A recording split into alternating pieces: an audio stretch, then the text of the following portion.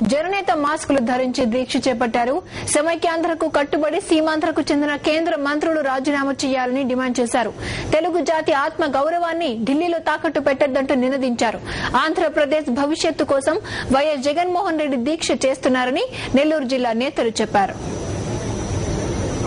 జగన్మోహన్ రెడ్డి గారిని గత 1.5 సంవత్సరంగా లోపల పెట్టి అన్యాయంగా అక్రమంగా నిర్బంధించిన మొక్కవోని ధైర్యంతో తన బాధలను దిగమింగుకొని మన ఆంధ్ర రాష్ట్ర కోసం, మన ప్రజల కోసం ఈ రాష్ట్రాన్ని సమైక్యతగా ఉంచాలనే ఒక్క నిలబడ్డ మొగోడెవడే అంటే ఒక జగన్మోహన్ రెడ్డి.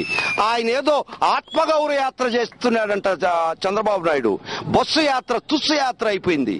అతను ప్రజల్లోకి వచ్చేదానికి భయపడి మొహం చాటేసుకొని ఆత్మగౌరవాన్ని ఢిల్లీలో తాకట్టు పెట్టి బసెక్కి ఆంధ్ర ప్రజలకి ఏ మొహం చూపించుకోవస్తావు చంద్రబాబు నాయుడు. ఒక్క నిజాయితీ పరుడు ఈ రాష్ట్రాన్ని సమైక్యంగా ఉంచగల శక్తి, ఆ నిజాయితీ ఒక్క జగన్మోహన్ రెడ్డికి ఒక్కడికే ఈ రాష్ట్రంలో ఉంది.